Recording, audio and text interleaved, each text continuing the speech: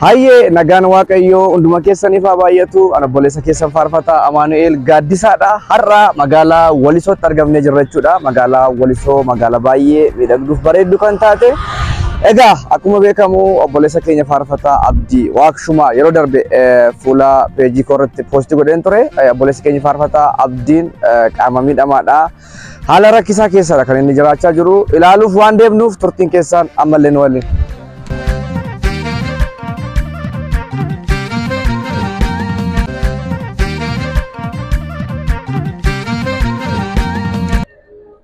Hello Farfata Abdi. Hello. Abdi Waaqshumaa dha. Abdi Waaqshumaa dha. Eessa jirta ree? Eessa jirta? Mannaara isaa kan Walisoo moo? Ekkoo achuma jirra. Keessa seenteetta?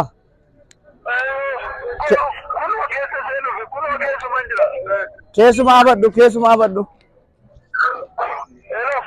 Elaame. Keessumaa abaddu amma jechuudha. Keessumaa abaddu.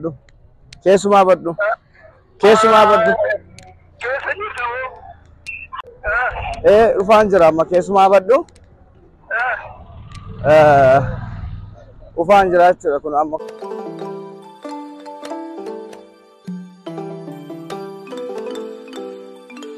Hello.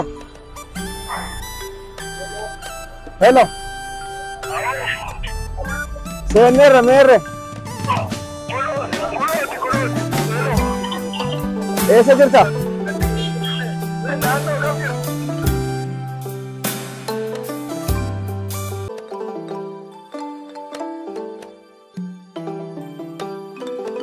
Egaa magaalaa Finfinnee irraa ka'uudhaan obboleessa keenya faarfataa Abdii faana wal argannee jirra jechuudha. Faarfataa Abdiin baay'ee nama sammuu guddaa qabudha. Qaama miidhamaa ta'uyyuu magaalaa Walisoo keessatti barbaacha guddaan argite. Eessarra kaate? Amma yaa bakkeedha dhufe. Okay. Naani qaama miidhamaa dhagaruu qaama miidhamummaan kun natti dhaga'amu an akka nama guddaatti kan hin jiraadhu. Amma guyyaa irraa kana faarfataa Amaanu'eel wajjin wal argeen isa wajjin hin jira. Yeroo darbe Ambootti wal argineeti turre innis immoo guyyaa irraa kana na argee bakka waan tokko na bukkee dhaabbachuudhaan na cina jira. Kanaaf isas guddaan galateeffadha isiniin jechuudha.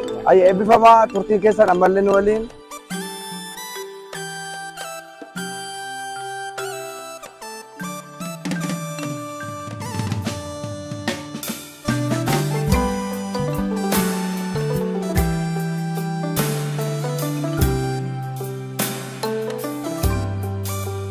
Baay'ee qajeelee fira fakkaate yeroo muraasa na duukaakaate. Achi nan bullee namni na baate firra na dadhabsiisin garaa jabaate. Dadhabbiiwwan koo walitti kuusee yeroo tonga'in harma na guusee. Yeroo bineensi wal ga'e yuusee goda walakkaatti lafa na buusee. Inamansisu wala pakana michun jiru bara dukana.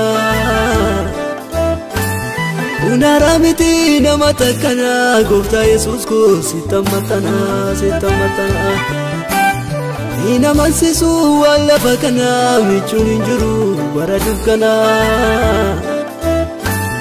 Unaramiti nama takana Gooftaa Yesuus ko sitamatana. Nageessa Gooftaa ko nageessa firoomni kan ormaarra keessa miti geessa. Nageessa Gooftaa ko nageessa firoomni kan ormaarra keessa miti geessa. Antane arkor marran kubne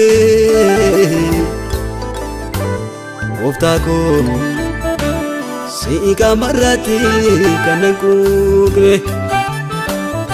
suuqii dhumallee suuqii dhumaddee wayillee banadhee achi keessa taa'ee suuqii sana hojjechaa jiraachuu nan danda'a jechuudha. Anamma karaarra deemee deeggarsa namarraa gaafatee amilee cabsuurra caala waaqayyotu guddaadha waan ta'eef waaqayyo kottu ani nama nadhuufi illi keessu malee illi keeffatamedha sagalee waaqayyo irratti gaafa dubbatu. Ani immoo gana garaa gubbaarra deemee saantiban namarraa funaanee jiraachuurra caala ofii koof danda'ee warroota naa gadi jiran gargaaruu nan barbaada jechuudha.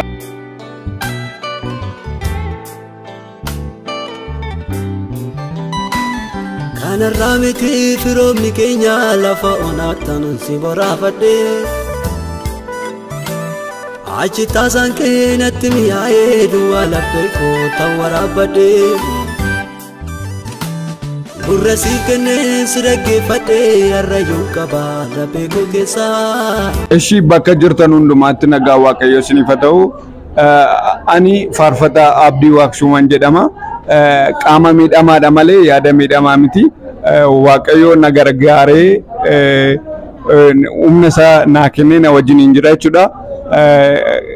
Ishii kanatti aansuudhaani ani ammayyaa bakka jedhamutti dhaladhee ammayyaa ganda duwwaa tokko kan jiraadhu jechuudha. Yeroo baay'ee ani nama deeggarsaan olii gad deemaa jiraatudha. Bakka deeggarsaan jiraachaa ture jechuudha. Deeggarsaanitu man jiraadhu deeggarsaan yeroo baay'ee jiraachaa ture. Namatu na gargaaraa ture, namatu na bukkee dhaabbachaa ture. Guyyaa tokko garuu nama na gargaaru bakka abdii kutadhee nama na gargaaru dhabee bakka ka'een surumaa gara biyya kanaatti deema.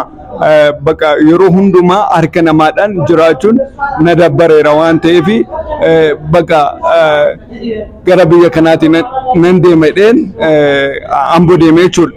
Amboo deemeen kaza otuman karaarra deemu mana barumsaa wayii deeggarsa gaafachuu dhaqeen mana barumsaa sanaayis deeggarsa naa gochuun didanii jechuudha. Naa gochuu dinnaan kaza naa gochuu dinnaan ituman karaarra deemu namichi wayii natti dhufee maal taatee naan jedhe karaarra dhaabadhee ton jiru jechuudha. Karaarra dhaabadhee ton jiru namichi maal taatee naan jennaan lakkii ani iddoo biraatiin dhufee deeggarsaaf hin olii gad deemaa jira. Ani qaama miidhamaadha malee yaada miidhamaa miti garuu nama na deeggaree karaarraa na kaasuun dhabee bakka waan xiqqoo ishee argadhee hojjedhee of jiraachisuu hin danda'a minaamin jennaan namichis xiqqii tokkotti na qabee nama akkasii bira yoo dhaqxee si deeggaruu danda'a hin deeggaramta karaarraa hin kaatanaan jedha. Innaa achumaanin mucaa wayii wajjiniinan ammayyaati bahee Amboo dhaqee waan ta'eef mucichaan nageessi jedheeni gara obboleessa koo Amaanu'eel deemee jechuudha. Gara obboleessa koo Amaanu'eel gaafan deemu eenyutu si ergee akkamitti dhuftee naan jedha. Achiin namatu akkasitti nama baay'ee deeggaraa ture. Sis immoo karaarraa si kaasee bakka namatti si dabaluu hin danda'a waan ta'eef waaqayyo si gargaara isa bira deemi naan jedhanii akkuma naan jedhan nan milkaa'ee obboleessa koos akkuma naqeen manatti nan argadhee gadi naa waamanii obboleessa isaatu gadi naa waamee jechuudha. Gaafa inni gadi naa waamu rakkina koo hundumaa itti madheen bakka innis na fuudhee gara kaaffee tokkotti na geesse jechuudha. Gara kaaffee tokkotti na geesse waan baay'ee na wajjiniin haasa'ee ture jechuudha. Na wajjiniin haasa'ee wajjiniin haasofnee turre kaza bakka halkan sana guutuu waan inni illee ittiin bulu naa kennee ture jechuudha. Naa kennee na bira deemee ani nan dhufa bakka iddoo ati jirtutti nan dhufa sin deeggara karaarraan si kaasaa minaamin naan jedhee ture. Akkuma jedhe immoo har'a kinoo na gidduutti argamee mi'a suuqiidhaaf naaf ta'u naa bibbitee anis amma kun kanaan booda karaarraa ka'ee namatti dabalamee akka nama tokkotti hojjedhee jiraachuu nan danda'a. Kanaaf illee obboleessa koo Amaanu'eel wajjin hin jira. Amaanu'eelin warri argitan baay'ee namaaf yaadudha. Baay'ee nama bukkee dhaabbachuudhaaf yaada guddaa qabudha. Waaqayyo isaa eebbisuu akka ittiin jettan guddaan isin galateeffadha. Amma yaada bahee walisoo jira.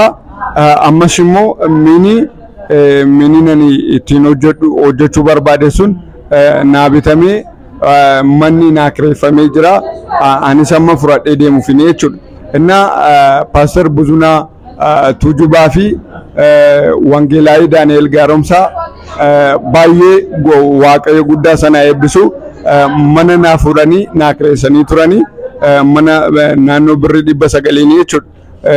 Manicha keessatti immoo ani suuqii waan ka'umsaaf naaf ta'u itti jammaruufini ammallee nan jammare malee galmaan hin gaanne. Inna deeggarsi keessan na bukkee dhaabbachuun keessan na waliin haa ta'uun isiniin jedha. Warri na argaa jirtan akka amma na argitan kana miti. Borutti waaqayyo karoora guddaa yaada guddaa naa qaba. Nan guddadhaa naman ta'a. Nan jijjiirame dhee yaada.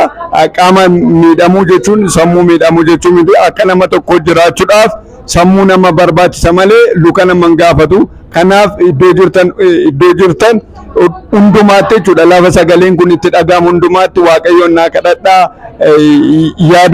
Yaada qabdanuun na bukkee dhaabbadhaa na deeggaraa isiniin jedhaa. Obboleessa keenyas Amaanu'eelin warra isa wajjin hojjetanis isas guddaan galateeffadhaa, guddaa galatooma. Warri kana duraa na deeggaraa turtanii warri na bukkee dhaabbatan warri hojii kanaaf illee hirmaannaa gootan waaqayyo guddaa isin eebbisuu eebbifamaa guddaa galatooma isiniin jechuu barbaade jechuudha. Duraan dursee nagaa waaqayyo bakka jirtan hundumatti isiniif haa ta'u. Hojjettoota miidiyaa kanaas baay'ee guddaa isin galateeffadha. Maqaan koo Daani'el Gaaromsaan jedhama. Hojjetaa Wangeelaa Waldaa Gindoo Asempel irraan hojjedha. Kanatti aansuudhaan baay'ee guddaa kan inni itti gammadu gara miidiyaa kanaatti arguudhaaf affeeruudhaaf baay'ee itti gammade. Akkuma miidiyaadhaan argaa turtan obboleessi kun qaama kaleessaa harkaan lafa foqoqaa kan turedha. Lafarraa namni gargaaree harkaan baatee gara mana isaatti galchee nama harkaan namni biddeen afaan kaa'u ture. Namatu laataaf ture. Haa ta'u iyyuu malee har'a immoo waaqayyo of dandeessisee qaama kanaan kiraanchiidhaan akka adeemutti baay'ee gargaarsa guddaadhaan waaqayyoon kadhata iddoo kana ga'eera. Haa ta'u iyyuu malee baay'ee gooftaa kan inni itti gammadu namni kun qaama miidhame malee sammuu hin miidhamne. Akkuma inni jedhe sammuu hin miidhamne sammuun isa keessa jiru yaadni isa keessa jiru baay'ee yaada guddaa nama iddoo guddaa yaaduudha. Nama wanta guddaa yaaduudha. Nama ergaa gurguddaa of keessaa qabudha. Deebee faarfataa nama sagalee waaqayyoo keessa jirudha jechuudha. Nama faarfannaa guddaadha. Miidiyaa guddaa irratti mul'atedha namni kuni. Haa ta'u iyyuu malee har'a iyyuu miilli koo cabaadha. Miilla hin qabu. Ani tarree hiriyaa koo hin geenye jedhee abdii kutannaan keessa isaa hin jiru. Boru nan guddadhaa naman ta'a. Boru dhaloota baay'een gargaara. Ofirraa fe'en dhaloota baay'ee gargaara jedhee nama yaada guddaa sammuu isaa keessaa qabudha jechuudha. Namni baay'een qaama miidhamaa jedhee ilaala. Garuu inni baay'ee nama sammuun isaa baay'ee guddaadha. Baay'ee namaa ol ta'edha jechuudha. Kanaaf akkuma kanatti arginu magaalaa Gindoo keessatti mana akkuma dargaggootti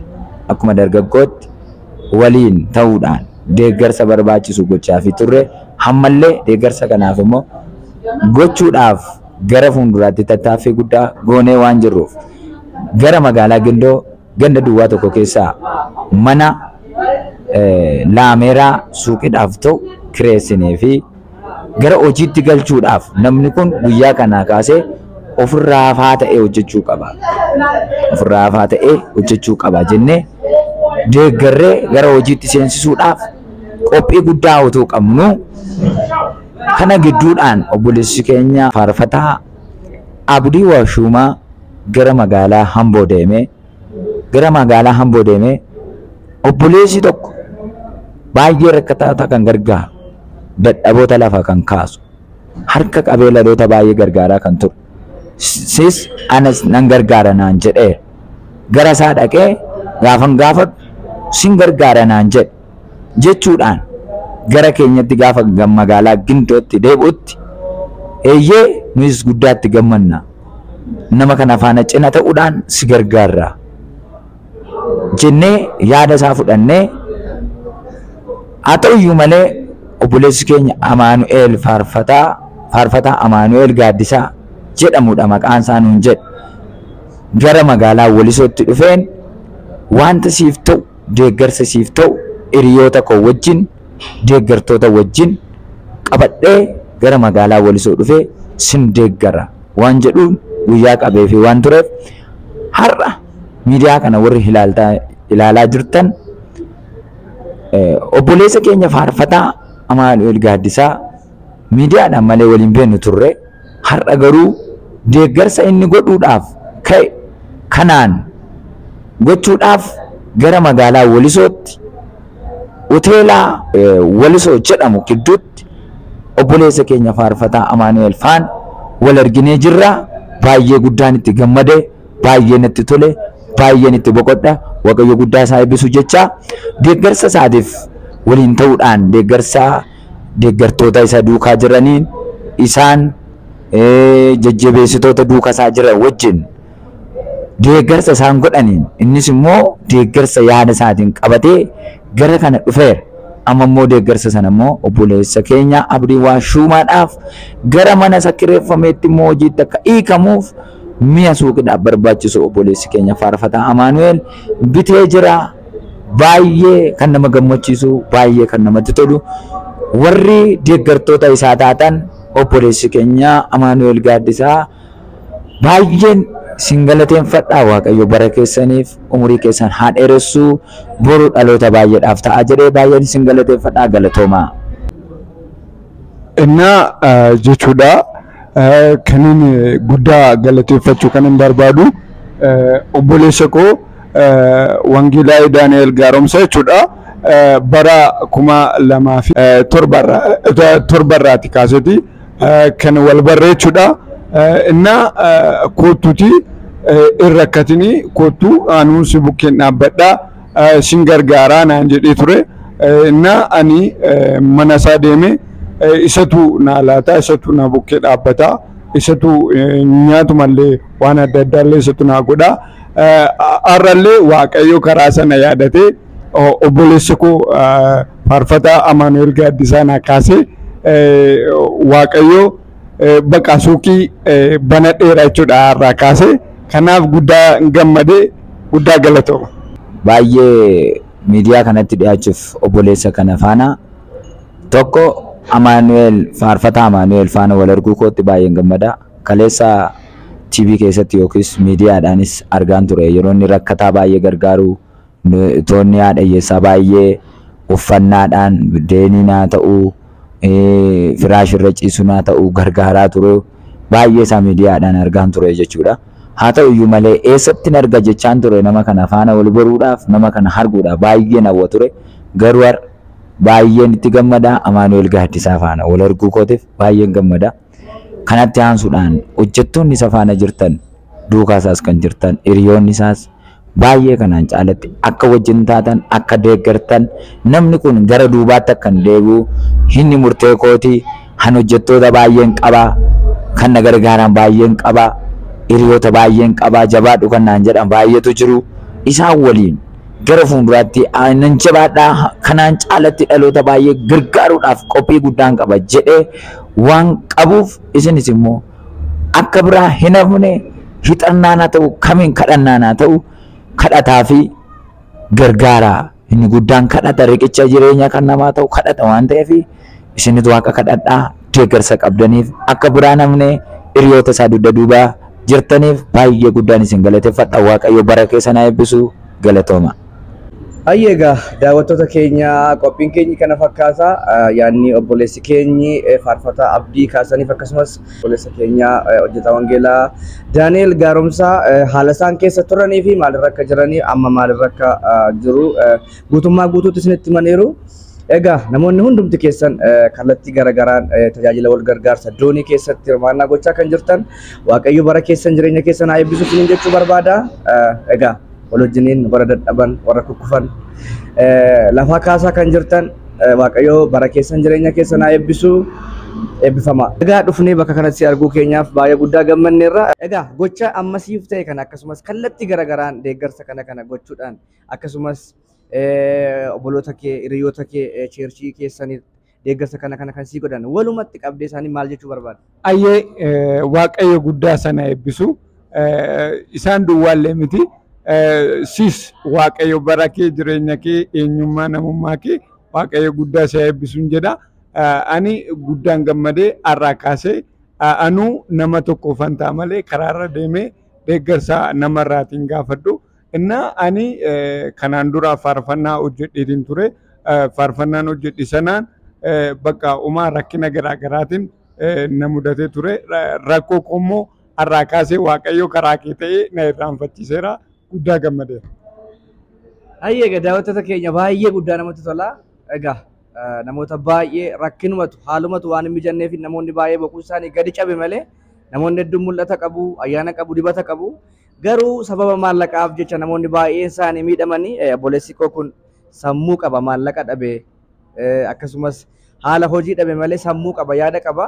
Amma garuu waaqayyo nu gargaare hamma humna keenya obboleessi kun lafa akka inni ka'uu fi waanuma xiqqoodhaan isa bukkee dhaabbanneera jechuudha. Akkasumas hiriyoonni kodoowwan garaagaraa teessanii tajaajila wal gargaarsa dooniidhaan dadhaboota lafaa kaasuudhaan yaadaan maallaqa keessaniin kadhannaatiin wajjiniin kan ta'aa jirtanii waaqayyo gooftaan bara keessan haa eebbisu. Gara fuulduraatti hojii tajaajila wal gargaarsa doonii kana sin wajjiniin nan hojjedha, si wajjiniin nan dadhabaa lafaa kaasa namoonni jettanii nu quunnamuu dandeessu. Waaqayyo gooftaan bara keessan jireenya keessan haa eebbisu. Atillee jabaadhu, mogoleen sin bu'iini, kallattii kamiin iyyuu dhufnee si ilaalla, si bukkee jirra, jabaadhu sin jechuu barbaadna. Waaqayyo si haa eebbisu. Ayyee waaqayyo si haa eebbisu, barri kee eebbifamu. Karaa deemtu hundumaa irratti milkaa'e siin jedha. Ani guddaa gammadeera. Kanaan booda yeroo hundumaa akka wal agarruun barbaada. Eebbifame. Waaqayyo bara keessan jireenya keessan haa eebbisu. Egaa imalli keenyi gara magaalaa Finfinneetti ta'a jechuudha. Obboleessa keenyi meeshaawwan barbaachisaa ta'u bitamee fi amma gara biyya isaatti fudhateen galaa. Kallattii garagaraan hojii kana nu bukkee dhaabbachaa kan jirtan ammallee gara fuulduraatti nu bukkee dhaabbachuu kan dandeessan hundumti keessan nu quunnamaa isin jechuu barbaanna. Kottaa wal wajjiniin warra dadhaban warra kukkufan lafaa kaafnaa. Waaqayyo bara keessan jireenya keessan haa eebbisu. Eebbifama. Jajumiti waan nama daalle duukaa buluun barbaadu, buluun barbaadu, buluun barbaadu. Amma miidhagee bareedus wanta biyya lafaa fudhachuuf yaadu, fudhachuuf yaadu, tasumaan barbaadu. Abdii kootu si lolaa koo, ibsaa dukkana koo, sitti baqaddeen oleeraani gaafa muddama koo. Eenyutu sirraa dana baasa jiraata saboo, maqaa keen faarfatiin olaanuu naaf olmaanuu naan ta'u. Eenyutu sirraa dana baasa jiraata saboo, maqaa keen faarfatiin olaanuu naaf olmaanuu naan ta'u. Anaaf hin ta'u otoo si faarfatii yoonoolee, anaaf hin ta'u. Anaaf hin ta'u otoo si faarfatii yoonoolee, anaaf hin ta'u. Anaaf hin ta'u otoo si waaqessi yoonoolee, anaaf hin ta'u. Anaaf hin ta'u otoo si waammatii yoonoolee, anaaf hin ta'u.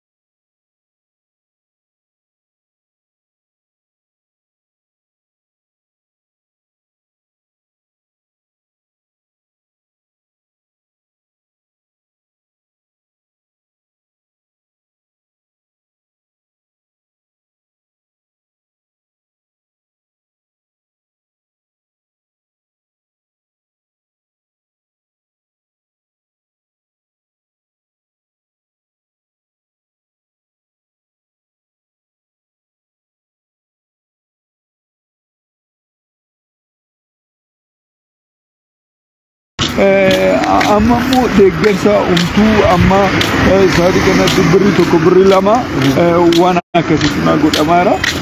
Birriin tokko birriin lama sun immoo inni argadhe halkanumatti dhumaara jechuudha. Faayidaa oolfachaa jiru jechuudha. Faayidaa oolfachaa jiru baankittis galfadhee wanti baankiidhaa qabus umtuu wanti tokko hin jiru jechuudha. Yoon subi yoon nama subi waaqayyoodhaan subuu hin danda'u jechuudha. Sababni kanaaf ani yeroo gabaabaa gidduutti hojjedhee taa'ee boqodhee nama wajjin wal baree seenaan koo geeddaramee akka kanaatti jiraadhu barbaada malee akka saantiba funaannachaa jiraadhu barbaadu jechuudha. Maaliif faarfannoota baay'ee gara faarfannaa kudhanii faarfannoota baay'een qaba. Faarfannaan hongootanallee nama haala qindaadhaan nama bakka appreciate na godhee bakka na gargaaru waan hin qabneef haalota danqaa keessa jira jechuudha. Haalota danqaa sana immoo waaqayyoo haalota koo hundumaa wal qixxeessee akka na gargaaru guddaan amanaa guddaan waaqayyotti abdadha jechuudha. Inni caalu immoo kadhannaadhaanis humna dandeessaniinis waan bakka waan waaqayyo keessa bulcheen akka na bukkee dhaabbatan hundinuu. Walumaa galatti kaayyoon ati qabdu deemtee naannoftee kadhachuu otoo hin ta'in yookaan teessee kadhachuu otoo hin ta'in ati ofii kee waaqa si gargaare of dandeessee waan mataa kee qabatte jireenya kee fooyyeffachuu jechuudha. Anammaa jechuudha. Baran jiraadhu kana keetti kadhadhu nan godhana. Saantiba namarraa funaaniti jiraadhu miti kan na godhu. Hojjedhu jiraadhu waan na godhuufi adullee yeroo namni saantiba tokko saantiba lama garaa irratti natti darbu nan bo'aa jechuudha. Maaliif otoo sammuu qabu akkamittiin nama na gargaaru dhabee goodaa irra tankiraattatee mucaa namaa rakkise ofii kootiin rakkachaa akkamittiin jiraadha kan jedhu baay'ee amlee kiyya na qabaa jechuudha. Yeroo gabaabaa gidduutti immoo akkan lafaa ka'ee hojjedhee akkuma har'a immoo namni na gargaare waan xiqqoo kana naa godhee naa bane ani immoo boruu dhukkubsattoota naa gadi jiraniif qaama miidhamtoota warra karaarra bulanirree warra karaarra kadhatanillee warra karaarra aadaaf abbaan qabnee warra godarra bulan ani immoo boru akkan gargaaru guddaan amanaa jechuudha. Maaliif qaama miidhamuu jechuun yaada miidhamuu jechuun miti akka nama tokko jiraachuudhaaf yaada nama gaafata malee luka nama hin gaafatu jechuudha. Kaayyoon kee kana jechuudha. Waaqayyo bara kee jireenya kee haa eebbisu. Egaa daawwattoota keenya namoonni asirraa hordofaa jirtanii kaayyoon obboleessi koo kun qabu kaayyoon isaa gabaabumatti isinitti himeera jechuudha. Kana fakkaata jechuudha walumaa galatti. Egaa waaqayyo si gargaara. Akka waaqayyo si gargaarus nan amanaa. Walumaa galatti garuu wanta ati gochuu qabdu yoo si danda'ame amma gara biyyaatti deebi'i. Si galee? Amma ifama amma yoo na danda'ame gaafa sanbata guddaa charchii wayitu si deeggarra naan jedhe isan eeggachaa raata jechuudha. Masafaraadhuma illee naa taa'amina jedheen isa taa eeggachaara malee an gara biyyaatti nan deebi'a. Gara biyyaatti deebi'ee waan tokko uumachuudhaaf nan yaala. Isinis nangatinaatiin na hordofaa maal keessa akka hin jiru haala akkamiitiin akka hin jiraachaa jiru bakka anillee feesbuukii waan akkasiin fayyadamu haaluma ta'een kanuma. Waaqayyo jiraata tokkoffaa wanti nan amma dubbadhu waaqayyo na gargaare nan dhufa biyya naannoo ati jirtu nan dhufa yoo mallee naannoo ati jirtu sun ulfaataaf rakkisaa ta'e walisoo. Anamma fakkeenyaaf akkaataan itti isa argachuu danda'u walisumatti waan dhufte anaaf gaariidha. Magaalaa walisoo nan dhufa. Magaalaa walisoo nan dhufa. Ijoollonni jiru. Ijoollonni na wajjin hojii kana hojjetan jiru. Ijoollee muraasni karaa danda'ame si deeggarra karaa uffataa si deeggarra karaa ittiin ati jireenya kee immoo fooyyeffachuuf immoo itti yaanneetu kan ittiin illee lafaa kaatu. Si galee kan ittiin ati illee lafaa kaatu atis waan qabdu walitti buufadhuuti walirra keewwadhuuti. Anama maallaqa muraasan qaba. Muraasan qabu kanas immoo maallaqni ati qabdu ko baay'ee miti xiqqoodha bar 2000 jettee xiqqoodha. 2000 maal sii godha? Waanaan xiqqoodha bar inni baay'ee miti. Xiqqoodha baay'ee miti. Innillee masaafaraadhaaf illee naan ta'u waanuma bakka duun argadhee hin balleessu.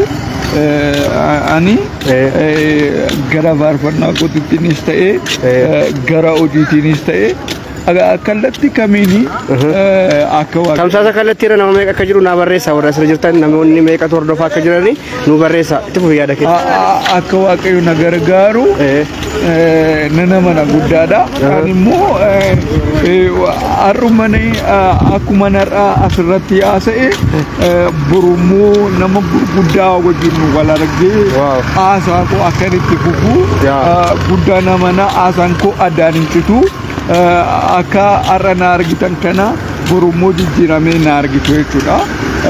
Isa kana guddaa namana guddaan isin jaalladha. Warri na gargaaruudhaaf illee fedhii qabdan waaqayyoon naa kadhadhaa na bukkee dhaabbadhaa. Hayya bakka waaqayyo si haa eebbisu eebbifamii walumaa galatti an amma nan deebi'a daqiiqaa 45 akkas deemsan keenya xiqqoo ol fagaata. Waaqayyo gooftaan sin wajjin haa ta'u. Waaqayyo immoo jira waaqayyo immoo jabaadha. Ani sinin kun nama sin badinaati amma haala isa kana ilaallattaniiti gara walisootti galtu jechuudha. Ana dhufa biyya achi jechuun haala jiruuf fixattanii booda galtu sin normaalee jechuudha. Galtu waan jiru walquun namaa deemna. Ani amma asumatti hin deebi'aate jechuudha. Kana kan ittiin har'a siree bultan kaffaladha.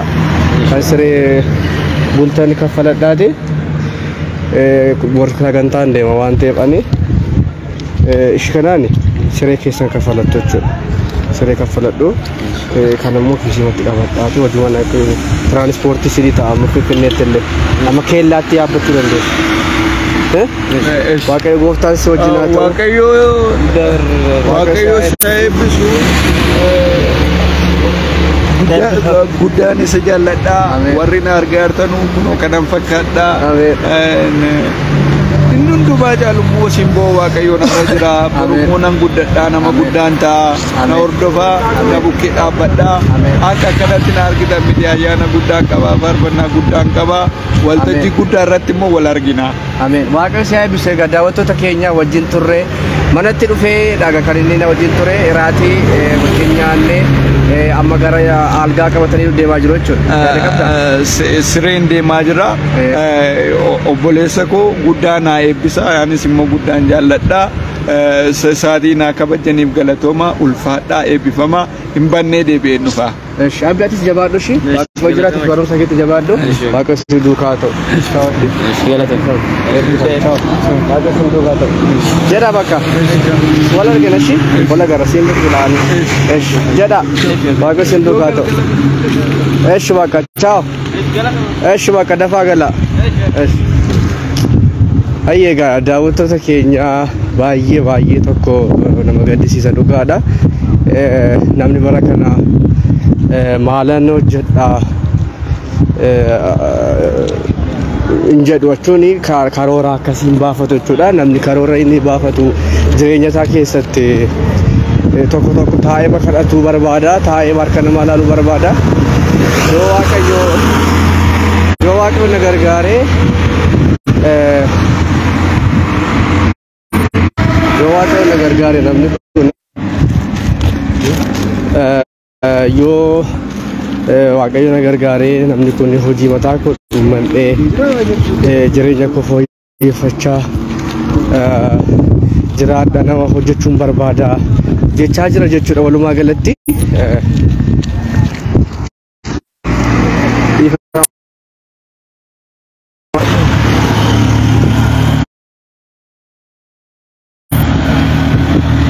Egaa waaqayyo sin haa eebbisu. Faarfataan kun baay'ee tokko na gaddisiise. Faarfannaa isaa booda akkan istiidiyoo galetti faarfannaa isaa sin affeera walumaa galatti jechuudha. Galgala amma jechuudha gaafa inni manatti galu faarfannaa isaa sin affeera. Baay'ee tokko nama gaddisiisa. Magaalaa Walisoo achii dhufe jechuudha naannoo Walisootii dhufe. Kanaaf namoonni mucaa kana amma dandeessan deeggara amma lubbuun keenya lafarra jirutti jiru nima deeggara dhugaadha. An sa'aatii kana ofiifuu baay'ee tokkoof haalli naaf mijatee hin jiru jechuudha. Sababii faayiloonni garaagaraa moobaayilii koo keessaa badanii fi sababii itti waan itti waraabuu waan hin qabneef baay'ee qorumsa guddaan jira. Ofirra darbeellee nama gargaaruun xiqqoo amma sa'aatii amma kana xiqqoo natti ulfaata. Dhugaa yoo dubbatan gaariidha. Garuu hamma humna koo akkuma amma raatii butuuf akkasumas tiraanispoortii isaan ittiin amma Finfinneetti illee ittiin galan illee kennee fi lafa isaan bulan illee haalallee mijeessee fi amma inni kun narraa hafee otoo hin ta'in garaa makootuu hin danda'u dhugaa dubbachuuf jechuudha. Kanaaf iyyuu isinis jechuudha sa'aatii amma jalqabee amma humna keessanii namoota akkasii biraa otoo dhaabbattanii kallattii garagaraatiin biyyoota iddoo teessanii yaadaan nu bukkee yoo dhaabbattan waan gaariidha jechuudha. Kanaaf egaa namni hundumtuu garaan isaa tokko miti waan ta'eef namoonni garaan keessa raafame namoonni namaaf rakkina namaaf yaaddanni mucaa kana bira haala kamiin akka deemnu an dhugaa dubbachuuf nan dhaqaa magaalaa Walisoo nan dhaqaa Walisoo dhaquudhaan mucaa kana akkam akka ta'ee fi maalirra akka geeddan ilaala jechuudha yoo deeggarsi argamee fi kanaaf namoonni irratti hirmaadhaa. Anis waan danda'u 500 1,000 2,000 anis nan deeggara mucaa kana namoonni ittan naquun namuu dandeessu jechuudha.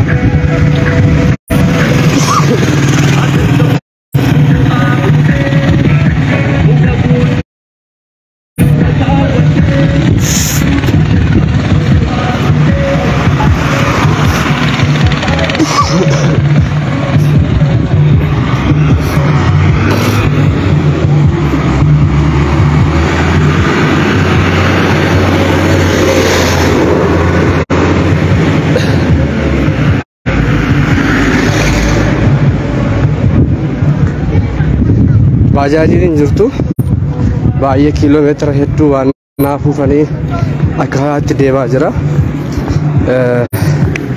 Walumaa galatti waaqayyo nu gargaara. Akka inni nu gargaarus nan amana maaliif wangeela dubbata waan ta'eef bara jireenya keessa hundumaa waaqayyotti qabamaa jiraadha jechuun dhaamsa gooti dhugaadha. Waaqayyotti qabamnee jiraanna taanaan yoomiyyuu leeyyaan yoomillee hin qaanofnu jechuudha. Kanaaf kaayyoon keenya mucaa kana qofa deeggaruu qofa otoo hin ta'in saba keenya iddoo garaagaraatti rakkachaa jiran saba keenya iddoo garaagaraatti dhiphachaa jiran gargaaruun nurraa eegama jechuudha. Kana yeroo hin jedhu ani miila qabaa harkas qabaa akka barbaadetti deemee hojjechuu nan danda'a. Kan qaama miidhamaa garuu baay'ee ulfaataadha. Kan emergensiidha jechuudha. Warri qaama miidhamoonni baay'ee emergensiidha. Ormatu faana deemaa jira jechuudha baay'inaan. Kanaaf akkuma magaalaa Walisoo irraa dhufe as magaalaa Amboo kana keessatti nu barbaadaa ture. Achi dhufee as dhufee jechuudha inni. Jirta galata Waaqa. Kanaaf gaarummaa nuti goonuuf namni biyya isaa achi ba'ee dhufa malee otoo wanta jallaa wanta hammina hojjenna ta'e jechuudha. Namni dhaaba keenya ga'ullee hin jiru jechuudha. Kana yeroo isiniin jedhu mucaa akkasii nama akkasiitu jira jedhee nu iyyaafatee dhufe. Kanaaf waaqayyoon nan galateeffadha. Akka karaatti iyyaafatamnee namni nu barbaade manatti dhufee nu iyyaafate nu gargaare jechuun lafa qullaa irratti waaqayyoof galanni guddaan haa ta'u dhugaa. Kanaaf ani immoo qofaa koo miti waan ta'eef namoonni na wajjin yaada kootti na wajjin jirtan waaqayyo eebbifamaa kan nama eebbise kallattii kamiinuu eebbifamaadha. egaa chaarjeriin narratti cufaa jira waan ta'eef waaqayyo gooftaan sinaa eebbisu. Namoonni mucaa kana deeggaruuf garaan keessan sin kaka'e karaa keessaa koottaati naquun nama waaqayyo sinaa eebbisu. Sa'aatii 3 walakkaa akkasii yookaan sa'aatii 4 toora tiiktookii irratti ol agarra eebbifama.